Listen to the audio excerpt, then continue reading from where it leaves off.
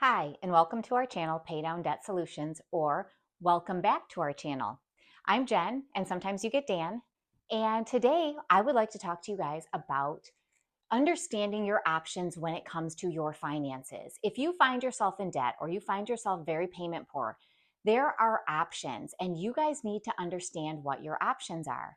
When you do banking traditionally, okay, traditionally banking is what most of you out there are doing. That means you have money that's coming into your checking account. It sits in your checking account and you pay bills out of that. You pay your loans, you pay for your living expenses, you pay everything out of that checking account, right? So that's what most people are doing. And when you live in that system, okay, and it's a system that we've all been taught, right? We've all been taught this from, the day we opened a checking account, how to run your finances. You put money into a checking account and you pay your bills, you pay whatever expenses you have, and then you put money into a savings account after, right? And when you put that money into the savings account, what's it earning you? What's it earning? It's earning hardly anything, isn't it? It's earning what? 0.01% or point nothing percent. So then your banks talk to you about investing, right? They talk to you about how you can invest your money, how you want to contribute to a 401k and how you want to invest your money going forward. All right. So today, what I want to talk to you about are your options, okay? Your options for your finances. And then I'm going to show you a student scenario where we had this come up, okay? It was students of ours that are about our age, they're right around their 40s, and they're looking to get themselves set up for their future, okay? Because we know what the number one and number two financial goals are, right? And I'm going to go over that in just a second. But they want to set themselves up for their future, and they want to do it not just with their 401k. So they had an idea and they brought it to me. They wanted to bring it to me and ask me if that was something that they should consider. So Dan and I took a look at their finances, and we're going to talk about that today. But first, let's talk a little bit about Dan and I, and let's talk a little bit about who we are and what we do. Well, what we do is we teach velocity banking, okay? And velocity banking is very different from traditional banking. It's very different because velocity banking uses lines of credit, okay? Lines of credit such as home equity lines of credit, personal lines of credit, and yes, even credit cards. Credit cards are lines of credit. These are not debt instruments, in my opinion. These are what I call debt tools, okay? They're tools that will help us get us out of debt if they're used properly. And the problem is most people do not know how to use these tools properly. So who are you, Jen? And why are you saying to us that we don't know how to use our tools properly? Well, I am an ex-branch manager and an ex-banker, so I understand what these tools are. And I also understand that the bank is never going to teach you the proper way to use them. And not because they're necessarily, keeping anything from you, right? Because your bankers and, the people that are in the branches, they aren't taught this. They don't know how to do banking this way. So they're not taught it, and therefore they're not teaching it to you, okay? So that's why you don't know about it. But you bet your bottom dollar that the bigwigs in the banking industry understand velocity banking and they understand IBC, right? Um, Infinite banking concepts. They understand all of this stuff, but they're not necessarily going to ever bring it to you because when we bank traditionally, when we continue to run our finances the way we've been taught, and who is teaching you? Well, the banks are teaching us, right? The banks are teaching us from the get-go, right? And then we are teaching our kids, and our kids are teaching their kids, and we're continuing this cycle, right? The cycle of being payment poor because we don't know a different way. And that's what we're going to solve for you today. We're going to change the way you think. But in order to do that, you guys have to really understand what your options are, okay? And what options there are available to you. Now, we all want to save money, right? But we want to save money smart. And we want to be able to save for a multitude of reasons. Some people want to buy a house. Some people want to save for their future, right? They want to save for their retirement, their eventual retirement. Some people want to save because they want to have a nest egg. And some people want to save because they want to have something to leave to their kids. All are good reasons, right? All of them are good reasons to save. And that's what we want to do. We want to go from being payment poor to worrying about how we're going to do the savings and in what instrument we're going to put them in, right? Because that is what debt freedom looks like. That is what financial freedom looks like.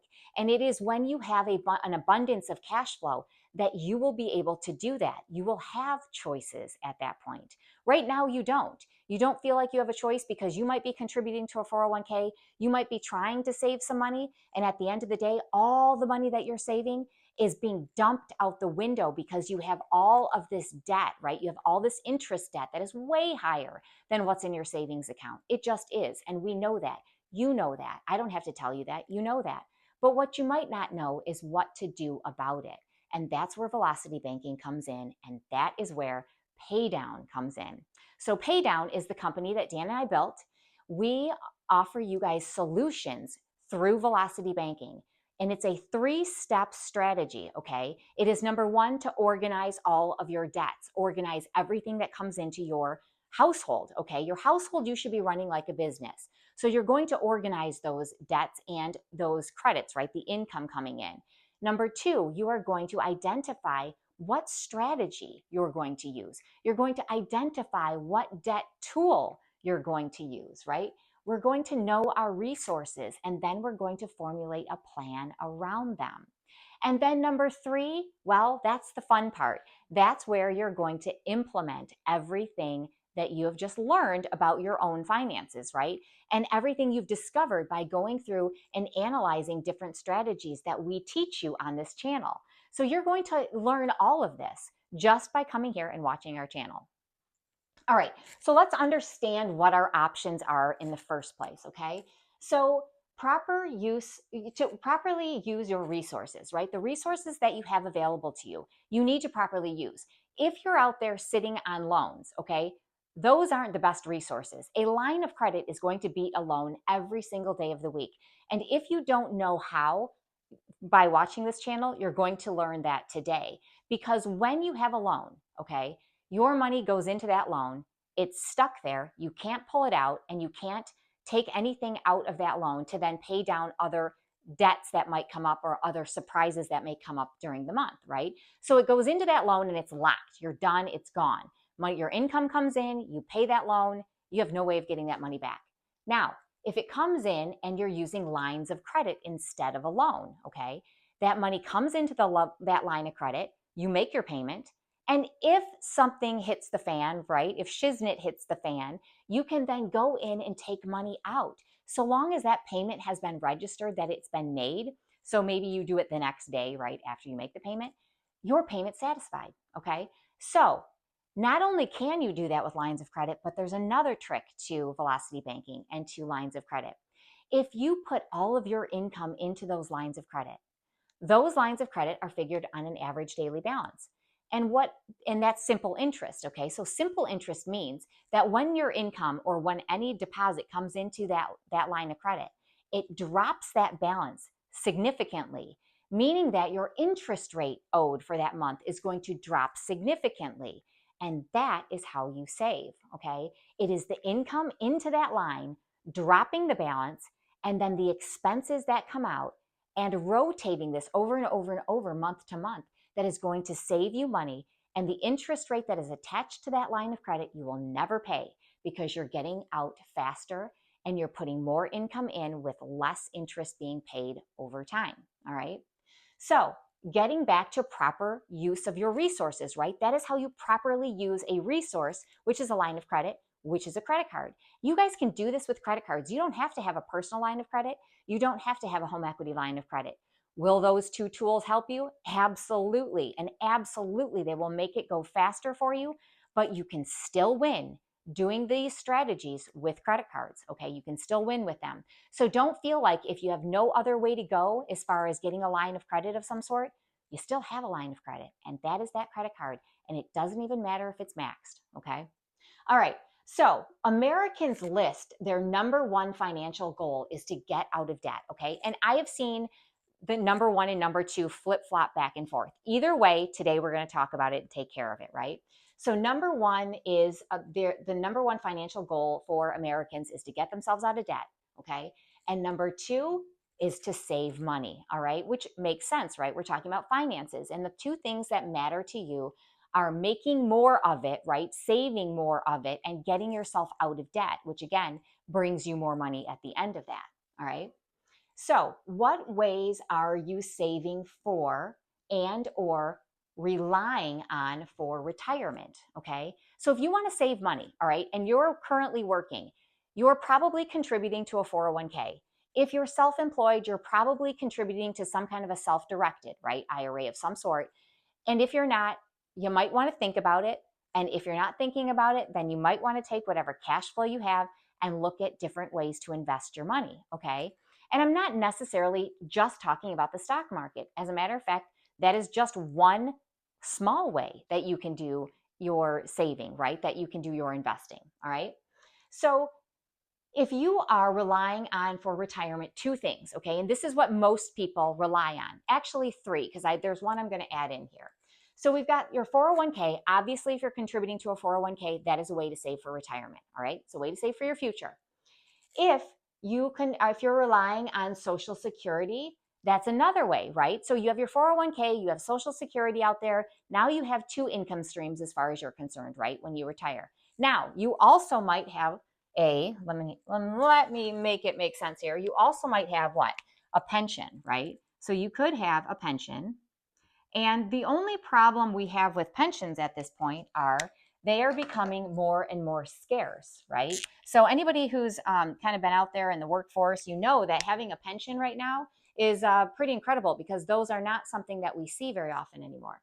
So you've got three ways, all right? So you've got a 401k, you have Social Security, and a pension. And some of you are really lucky and have all three of those, right?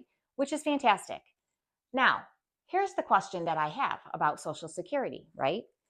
And it's coming up in the news all the time, right? Because Social Security is a big thing because we have a whole segment of our population that is on Social Security and relies on Social Security. Well, who pays Social Security? Well, we all do, right? Every time that we have a job, we have to pay into Social Security. But at this point in time, I and some of you, right, are paying for your parents' Social Security at this point. So who is going to be left to pay for us? All right. So that's another question that we have. Now, one of my friends out there, and I think he does a fabulous job. It's Kyle, not your average finance guy. He did an excellent video. It's a short video, but it's an excellent video. He did it about 13 days ago. I'm going to link it for you. I think it's a good watch. I think you guys should all go out and watch it. And he talks about retirement, revamping your retirement. And the title is it time to revamp your retirement plan? Really good video to watch because he covers this, okay? And he covers some, questions around Social Security. And here's the thing, if we didn't have Social Security, you have a 401k and you might have a pension, probably not though, right? A lot of us don't. And if you don't have either one of those, then all you have to rely on is your cash flow and you being smart about how you're going to invest your money and what you're going to do with it in the future. But none of that can you do if you are sitting in debt, right? You can't. You're stuck, you're payment poor, you're strapped, you have nowhere to go, right? At this moment in time, if you are traditionally banking, it is going to take you years to get out of those debts. And how much time do you have if you're middle age or you're approaching middle age? How much time left do we have, right?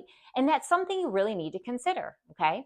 And that's exactly what this student scenario is all about today. And that's something I really want to go over with you because this is incredibly important. And it's incredibly important to anybody 30 plus years old because while you're 30 and you might not be thinking a whole lot about retirement, you need to. And you need to figure out what your plan is and build your strategy. And part of that strategy and a big piece of it should be velocity banking, especially if you have debts out there.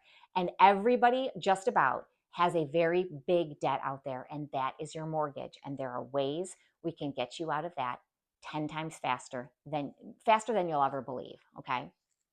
So stop trading your time for money, okay? So stop trading your time. You guys are working right now. You come home, leave your job behind you, come home and spend time with your family. That is what you should be doing. Stop thinking about and stop stressing about your finances, okay? You are going to learn velocity banking. I am teaching you a skill. Dan is teaching you a skill. It is a skill because learning this will get you out of the situation you're in and give you time with your family. Don't go pick up another job. Stop trading your time for money. Your family needs you. The people in your life that love you need you. And we are not going to do that. All right. So, the question and the student scenario that we have today, these students came to us and they said, okay, they're in their mid 40s. They know that they need to do some other things to get themselves set up for their future.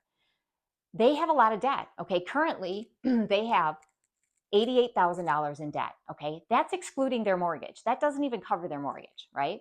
So they have some significant debt out there and they want to get out of it. Well, the husband, and we're just going to call it husband and wife because I haven't gotten permission yet to say their first names.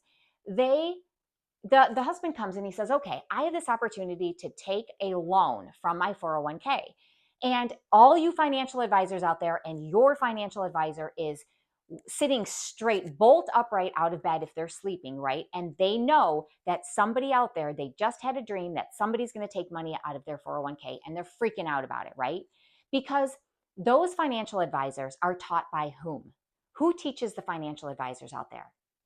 Right? I was in the banking industry. I know the answer to this, and I know you do too. The banks do, right? The banks teach them, and the banks teach them to keep their assets, everybody's assets in the bank, right? They don't want you taking loans. They don't want you taking money out of your retirement account. They're going to tell you all day long that it's okay, it's your money, but they get paid on those balances. And if they're not getting paid directly on the balances from the money they manage for you, then their institution, their banking institution, is then paying them to keep those deposits, the majority of those deposits on with the in the balances of the bank, right? So it behooves them, let's say, right? It behooves them to keep your balances in the bank. And so they'll tell you all these things and all these reasons why taking a loan from your 401k isn't smart, okay? They're going to tell you a million reasons, and you're going to see that if you go research it out there.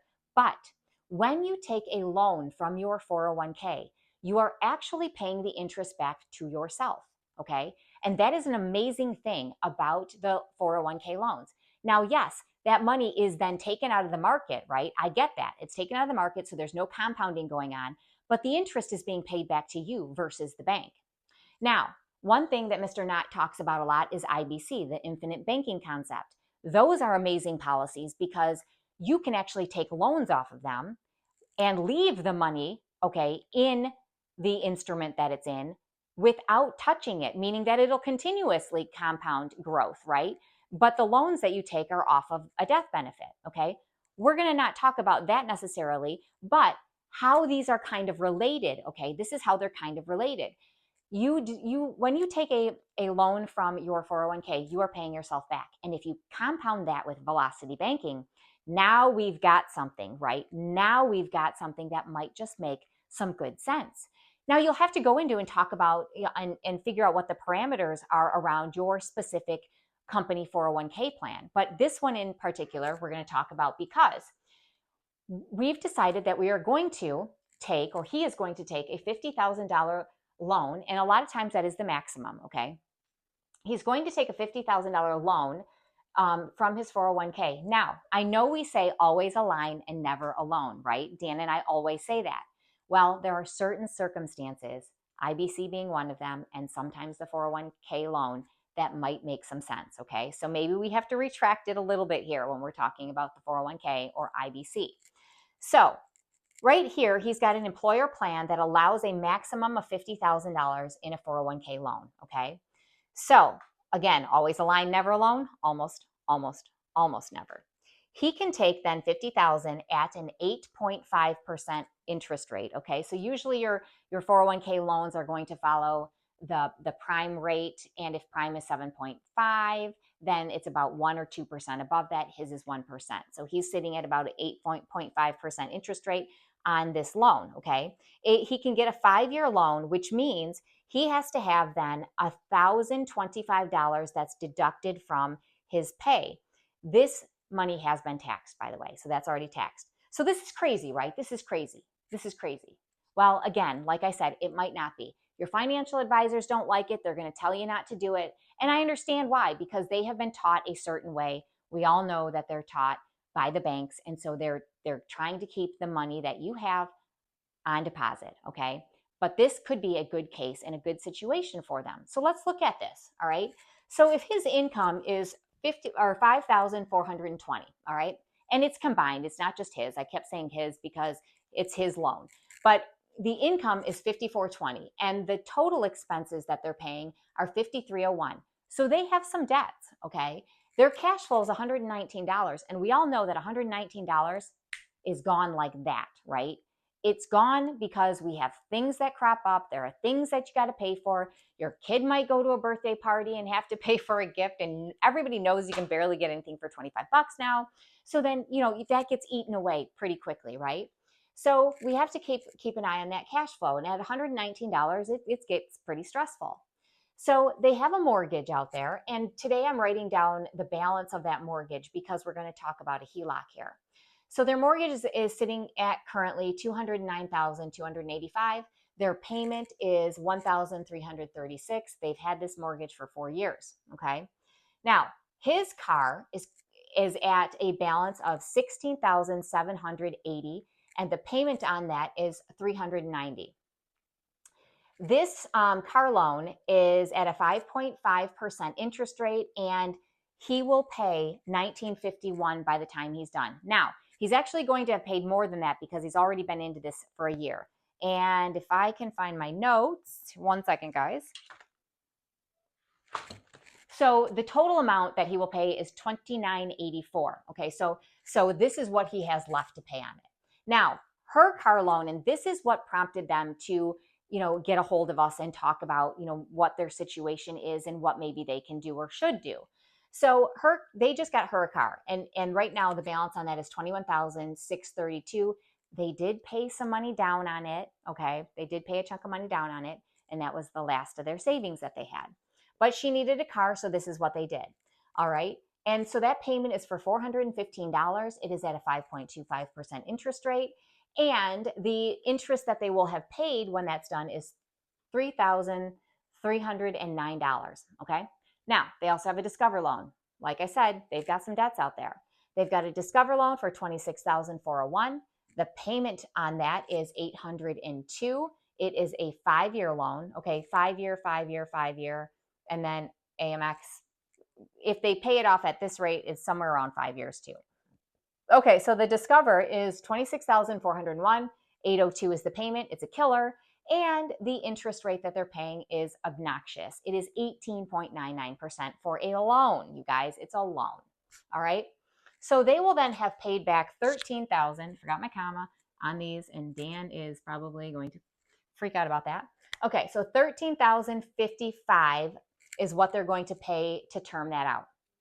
Now, they have an American Express card. They owe $23,000, $23,462 to be exact, and their payment is $684 at a 23% interest rate. So that means they'll have paid back, by the time they're done paying that, $15,121. Now, some of this was rolled into a business that they let dissolve. Okay, so they had some expenses, the business dissolved, and that's how the card got pretty high. It is a business card. Okay, so we're sitting at $88,275 in just loan debt right now, excluding our mortgage. All right, so that means our total payments for loan and line debt is $2,291. But this is really it, you guys. They don't have any like piddly credit cards or anything. This is really it. That's all they have. Okay. So in that sense, that's not bad when you think about it. All right. So what they have then is, their living expenses aside from this and their mortgage payment. All right. So if you add these up, we're looking at $33,436 that they would pay in interest, which is a lot of interest. Okay. So if we take advantage of this $50,000 loan that he can take from his from his 401k, at that 8.5%, and we know that payment is $1,025, okay, and that is a 5-year payment. That seems like a long time to have a loan, right, out of your paycheck, and it is, but we are going to do something different, and that's where I'm talking about when you know and use your resources, right? When you know how to use your resources, we're not going to sit there for 5 years. That is not going to happen, and I'm going to show you that, all right? So right now, the value of their mortgage is $348,000, okay? And their equity right now is 69,115. Okay, and if we're taking that at 80% loan to value with that second lien, which is what they have, a second lien HELOC, they do currently have a HELOC and it's for 55K, and that's fine. They don't have to extend it up to the 69. They're good right now. Okay, so we're leaving it at that. And it's at 11.25%. So how are we going to run their strategy? Remember, number one is to organize their debts. So they've organized everything. They took our worksheets, they organized all of their debts, they sent them back to us with this question: should we do this? Okay. And my answer. So we took a look at everything and we said, okay, so if we run this with that $50,000 loan payment, here's what happens. We have new available income, and I'm going to call it available income because remember, this was the income that he has, right? Or that they have combined. And out of his paycheck, though, we have to subtract $1,025 because that is taken from his paycheck for that loan. Okay, so that is taken out to pay that monthly, the total. So we then take the 5420, we subtract the 1,025, and we have new available income. Okay, but we're going to use all of that available income, right? We're going to use it all because we're doing this through a home equity line of credit. All right. So that means then we have to recalculate our expenses, right? We have to figure out what our expenses are. Well, if we take the 503, and I'm trying to do this more for you guys so you see where we get our numbers, okay? So if we take the 503 and we subtract out their payments, because we're paying all of this off, right? We're paying $50,000 is going towards the cars, a little bit more to pay off this, the Discover, and then the Discover and Amex we're then putting on our home equity, okay? So that's where this comes from. This is the home equity home equity line of credit after we take the $50,000 and start chunking down these debts. The two cars are taken care of, and then I think there was a little bit to put on the Discover, and then those are the remainder, okay? So we then take our expenses. There's our expenses. We're subtracting out our payments because they're gone now. Remember, when you do velocity banking, these payments then will come back to you, all right? So these payments are coming back to us as cash flow. So they're now cash flow that we can work this line of credit down with. So we subtract out these because they're gone, right? And we also have to subtract out our mortgage, okay? Because that mortgage then is also taken care of through our expenses, all right? So, okay, sorry guys, I had to do some corrections. So you probably caught that, and that does change some of the numbers here on the board. But so when I go through your expenses, okay, so new available balance, remember we take the 5,420, we're subtracting out then our loan amount, okay? And so that gives us the 4395. Now, the new expenses, we have 5301, right? So 5301, and we have to subtract out all of these, okay, which is the 2291, which gives us 3010. Now, what I had done is I had brought in the mortgage. I don't know what I was thinking because you obviously don't bring in the mortgage. You still have to pay the mortgage. So that did change the numbers on this side of the board, but not on this side. So I want to go through that with you now. All right. So we now have our available income of $43.95 because remember, we have to subtract out the $10.25. So that gives me the $38,275, okay? And then I'm subtracting out my new available income minus what's held out of my check for that loan. So $43.95, that leaves me with $33,880 plus the $30.10, right, from our new expenses, plus the interest at the 11.25% for that home equity line of credit, all right? And so if we run this down, we're about to see how long that's going to take, okay? So let's take a look. All right, so we run it down, right? And we have, during this amount of time that we've run our home equity, okay, line of credit, for the remainder of what we didn't put on the loan, all right, there's going to be interest that's paid. Now, let's look at this. So it takes us 29 months to take care of the $38,275 with a reduced income amount, okay? Still paying for expenses, still paying for interest. Remember, we take our high balance, we add in our low balance, we add them together, we divide by 2, we then take that number, multiply it by 0.1125 to get our interest rate. So that's where we're getting this interest rate from, the $338, all right? And then we add back in our expenses, all right? So then we get 37,228. Month 2, our income comes in again. Remember, it's less this 1,025, and that leaves us with 32,833. We have to get our interest. We add our high plus our low. So we add the 37 plus the 32. We then divide it by 2, and we multiply it by 0.1125, and that gives us 315. Okay, so let's stop and do our checks for a second. Are we going in the right direction? We've got 38,275, income comes in, expenses and interest come out. That means we're at 37,228. Is 37,228 higher or lower than 38? It's lower. So we are going in the right direction. All right, so then same thing with the 32,833 after our expenses and interest come out. Are we higher or lower than the 37? We are lower. We're at 36,171. So we're going in the right direction, right? So to do this, okay, so to pay it out of our 401k loan, right? So some of it, plus the other portion here, took us 29 months, and we spent $5,453. Okay, so $5,453 is what we paid. Now, for 29 months, though, we've had this loan out there running in our 401k. So we are now at a balance on that loan of $28,461. And then we are putting that into our home equity line of credit, and we're going to run that down now because this individual has the ability to pay back that loan in chunks. Sometimes you don't. Sometimes you have to just do it through the payroll deduction and pay it that way. He is able to. So we know at 29 months, he's going to then pay off that 401k loan, bring it over to the home equity line of credit, and he's going to pay it down that way, which means, right, we can then use all of our income, all right, at the 5420. So do you guys see I had to change that too? We had to pay all of our income. Then you can pay all of it, right? Because we are no longer paying that loan. So the 5420 is subtracted. That leaves us with 2341. And then we have to have our expenses have to come out again, and our interest comes out again, right?